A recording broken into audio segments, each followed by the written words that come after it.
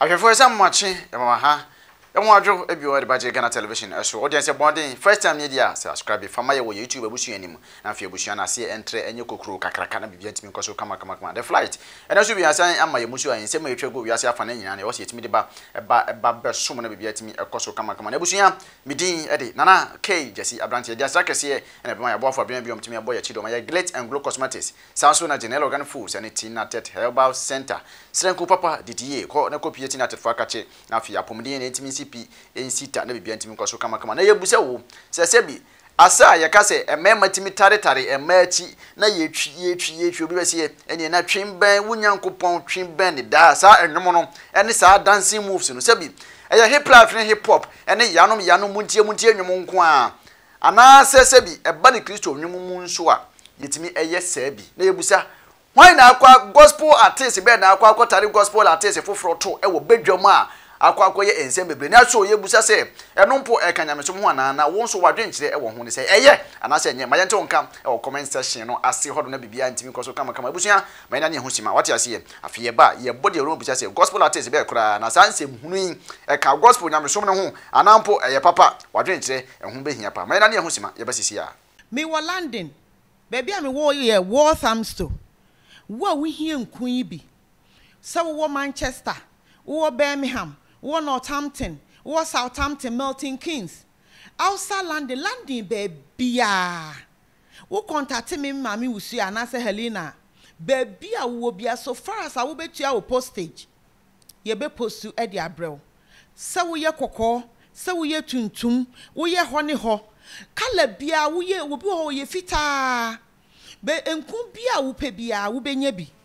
Ana obi wo ha wasra I had enkum no odin no na ma ne kala no ni body na ye basa hydroquine no asay kala no na se wunya Glit and Glow na wo start beginning no ube hu se repair wo kala no ube ye kama ube ye kama say de mi gina hoy small girl hey enku no baby nya fe na wo betete samna asra wo ho obi wo na nso oben ye wo na nso oben cream ye wo can I say stretch marks bibia anomu ye wo whitening wo se wo a wo ye kokko wo ye fita wo pese wo ye fita bibia wo pa wo hwe o ringe Santiago kra anase na brown wo Ghana enku bia wo pe bia wo benya bi na me de me kan landing for contact me a baby a wo bia me de bebrel me wo fie me de fie 24 hours enti anytime bia wo pesa wo frame me numbers me enu nyina so a baby a wo bia de how bia wo ka kire me a me sort problem na ma Glit and Glow na ye wi ani aba organic product so konkonte enkate rere edien esese kwa de wache powder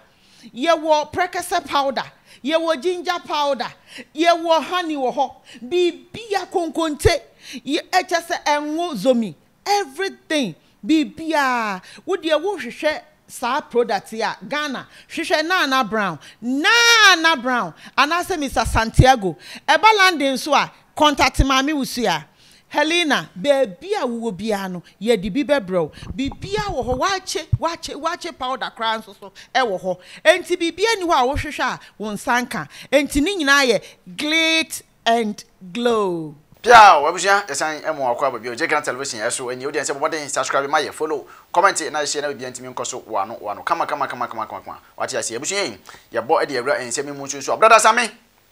any Empress Gifty was say ai Jumandi abi ko so a gospel soldier Celestine Donko ekokopia ase na se eye didie mrusu wo se eye edidie mrusu wo se etise yo enwuma ye bo wase no mesi konne kohwe obese ba ne ba kwe brother Sammy na so Empress Gifty was say sisi a chese enie se twi ben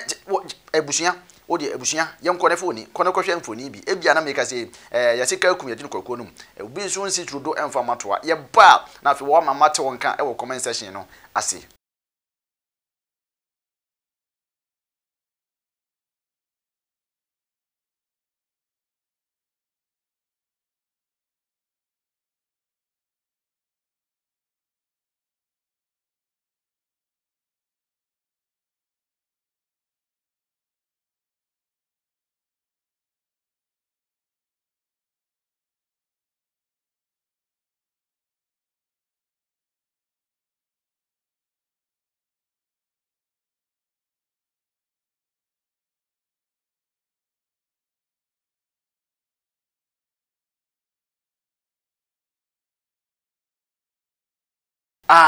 Obesi oyiwa abobo si misuman eni meni ebusuya ye dia saka se na ba ya bo for be mtim boy chidom general organ foods anything na tete herbal center glit and glow cosmetics bomodin number si na edi ehim no frɛ wo mo na fe ne wo ento kese wo akiri ho na bibia ntimi enkoso kama anopai awia ya nwumre im da saka se na be man producer on duty na ye mo no poku search fucking bag me so update se mi ba be som mo mediam je so medina na k jasi abrantie you dey subscribe ma ye follow comment na share fa mo foforo nso ntimi enya bi enhwe abusuya ye mo achi ye mo ha ye san ye da se papa pa so otimi je bre e kan ho bre se mu no me se no de hye mu makra. Sorry. Oh, Doc. Yes, I know Doc. I want to know your day. No, that's why she I've said, you don't know, no, say the young man cook. So, your stomach was up, said the young heartburn, so I become. I don't cry, and meaning said, if you be forcing it, I don't know. Test results natural say when you malaria when the moji. Yeah, 3D. Yes, malaria. Nani yem no so we no here. Tinatet tomac, and a tinatet malake. Famano nano hobetono.